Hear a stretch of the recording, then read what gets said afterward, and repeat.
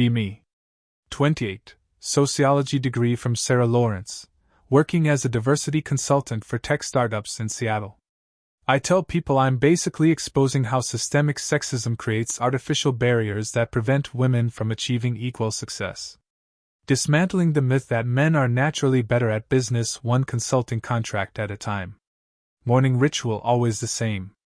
Grab my coffee in a mug that reads, "The future is female," before reviewing data about gender wage gaps and promotion statistics. Roll my eyes at whatever male CEO is claiming his company's leadership imbalance is about merit rather than bias. Coffee in hand, logo facing out so everyone at the co-working space sees I'm the type who fights for evidence-based equality. Program manager from another startup sees it, nods knowingly, says, "Love the message." I grin, sip like it's fuel for dismantling patriarchal business structures. Launch into my morning analysis loud enough for nearby entrepreneurs to hear. Men succeed more because the system is rigged in their favor. If we had equal opportunities, women would dominate every industry. Behind us, the community board displays articles about female entrepreneurs breaking barriers and challenging male-dominated sectors. The biggest headline reads, "Women outperform men when given equal chances," in bold teal font. I gesture at it with my mug straight in my blazer. See, when you remove systemic advantages, natural female superiority emerges. Program manager laughs, says, "Absolutely, like I just solved gender inequality before 9 a.m. I smile wider. Feels like validation before client meetings begin. My father died 6 months ago, leaving me his construction company in Portland. 35 years building commercial properties, mostly hiring men, mostly traditional blue-collar culture. Always claimed he hired the best workers regardless of gender. But his crew photos showed 90% male faces year after year. I'd planned to sell immediately, use the money to fund my consulting practice. But the lawyer explained complicated estate terms requiring me to run the business for 1 full year before selling, or forfeit everything to charity. Dad's final attempt to teach me something about real work. Probably. In my head, he represented everything wrong with male-dominated industries. Old school mentality, probably discriminated unconsciously, definitely benefited from networks that excluded women. The company's success was just proof that male-favoring systems reward mediocre men while brilliant women struggle. Later that week, I host my monthly Women in Business meetup. Invited fellow consultants and female entrepreneurs too. Conference room packed with laptops and copies of books about breaking glass ceilings. Conversation flows the way it always does when we gather. Systematic discrimination, networking bias, male privilege masquerading as competence. Friend from venture capital brags about how she finally got partners to acknowledge their funding bias toward male-led startups. I jump in louder than necessary. Exactly. Male success is artificially inflated by centuries of systemic advantages. Level the playing field and we'd see who really deserves leadership roles. Everyone nods enthusiastically. One entrepreneur says, "Most successful men just got lucky with timing and privilege." Then my uncle, visiting from Portland, finally speaks up. He's not academic, not business-focused, just worked alongside Dad for 20 years as site supervisor. Sets down his coffee, says carefully, "Your father succeeded because he outworked everyone else. 16-hour days, 7 days a week for decades. That wasn't privilege, that was sacrifice." The room goes quiet, books closed mid-discussion. I laugh sharp, wave him off. That's exactly the kind of narrative that ignores structural advantages. He doesn't back down, leans forward in his chair, says clearly, "Structure didn't make him skip meals on job sites or sleep in his truck between projects. Work ethic did that." The air grows heavy. My colleagues shift uncomfortably, trade glances across feminist business literature. I roll my eyes, force a dismissive laugh. Survivorship bias. For every man who worked hard and succeeded, dozens of equally hard-working women got nowhere because of discrimination. One member backs me up, says, "Individual effort can't overcome systematic oppression." Conversation bounces back quickly to safer theoretical territory, but my uncle just goes quiet, checking his phone like he's done with all of us. I don't give it another thought. These meetings are about analysis, not anecdotes. 2 weeks later, I reluctantly drive to Portland to assess the business I'm stuck managing. The office sits in an industrial complex, surrounded by equipment yards and concrete trucks. Inside, it's exactly what I expected: masculine energy, sports calendars, coffee-stained blueprints covering every surface. Site supervisor Mike introduces me to the crew. 12 men, 2 women, all looking skeptical about their new boss who's never swung a hammer. "Your dad built this from nothing," Mike explains, showing me project files going back 3 decades. "Started with just him and a pickup truck." I flip through contracts, seeing gradual growth from small residential jobs to major commercial projects. The progression looks impressive, but I remind myself about systemic advantages. "How did he get his first big contracts?" I ask, looking for evidence of male networking privilege. "Lowest bids," Mike says simply. "Worked weekends for half what competitors charged. Almost went bankrupt the first 5 years because he underpriced everything just to build reputation." He pulls out early financial records, showing months where Dad paid workers but took nothing home himself. That evening, I stay late reviewing files. Find detailed logs Dad kept of every project, every expense, every lesson learned. His handwriting gets shakier over the years, but the dedication stays constant.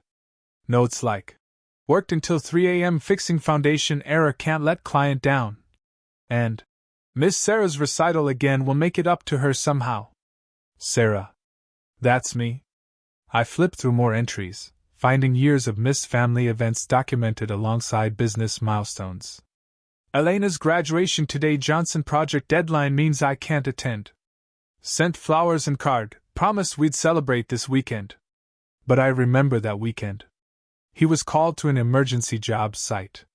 The files reveal a pattern I hadn't expected. Every success built on previous sacrifice. Every contract won through lower bids, faster completion, higher quality than competitors. Martinez Construction underbid us by $50,000. Stayed up all night redesigning to match their price without sacrificing quality. Got the job. I realize he wasn't succeeding because the system favored men. He was succeeding because he was willing to sacrifice everything else for business growth. Family time, personal health, social life, all secondary to building something that would last. Next morning, I shadow the crew on an active job site. Massive office complex, tight deadline, everything coordinated with military precision. Workers arrive at 6 a.m., some having driven 2 hours in traffic. Mike explains the schedule. 12-hour days, 6 days a week until completion. That's how we stay competitive. Watching them work, I see why Dad's company succeeded where others failed. While competitors might send skeleton crews to multiple projects, his team commits fully to one job at a time. While others cut corners to increase profit margins, his workers rebuild anything that doesn't meet standards. "Your dad taught us that reputation is everything," explains Carlos, a foreman who's worked here 15 years. "Better to lose money on one job than lose future jobs because of poor quality. He'd rather pay us overtime to do it right than explain to clients why it failed." During lunch break, I talk with Maria, one of the 2 female employees. "How long have you worked here?" I ask, expecting stories about discrimination or workplace challenges. 8 years, she says, hard hat balanced on her knee. "Started as administrative assistant, now I run project scheduling. Your dad promoted me twice, sent me to project management school on company dime." She pauses, looks around the construction site. "Never treated me different because I'm a woman. Just expected the same work ethic as everyone else." I probe deeper, looking for subtle bias. "Did you ever feel like you had to work harder than the men to prove yourself?" She considers this, then shakes her head. "Everyone here works hard. That's the culture your dad built. Gender doesn't matter when deadlines are tight and quality matters more than anything else." That afternoon, Mike shows me the company's financial progression. Steady growth, but at a cost I'm beginning to understand. "Your dad never took a vacation in 35 years. Worked Christmas morning if projects demanded it.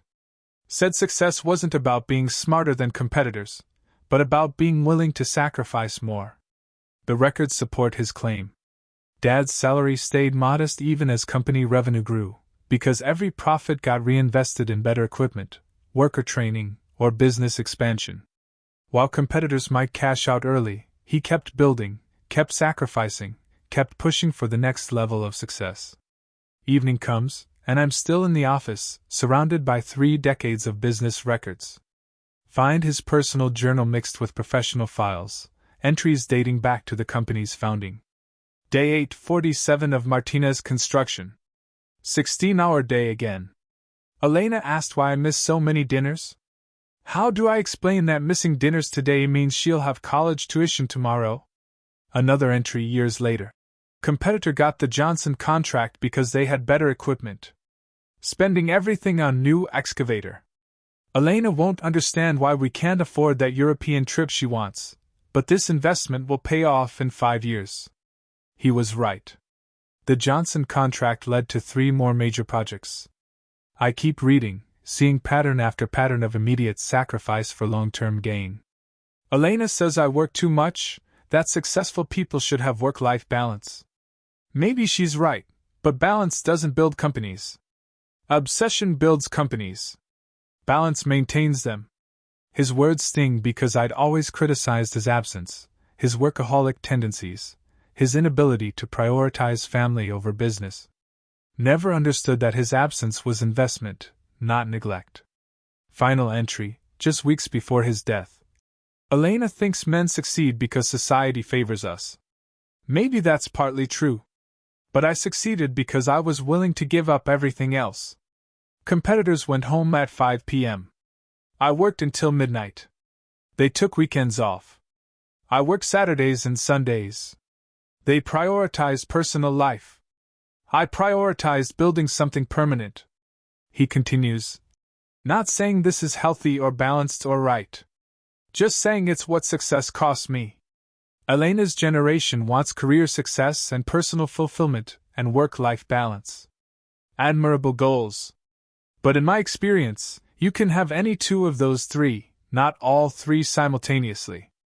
I closed the journal, hands trembling slightly. Everything I'd attributed to male privilege suddenly looks different through the lens of actual sacrifice. Dad didn't succeed because society handed him advantages. He succeeded because he was willing to pay prices that most people, male or female, wouldn't accept. The next morning, I call my uncle, the one who challenged me at the meetup. You were right about Dad working harder than everyone else, I admit. But why don't women make the same sacrifices? Why don't we see more female workaholics building companies? He's quiet for a moment, then says thoughtfully. Maybe because women are smarter about what matters. Your dad built a successful business, but he missed most of your childhood. Maybe women choose differently because they understand something men often miss. His words hit differently than expected. You mean women might be less successful in business because we prioritize other things?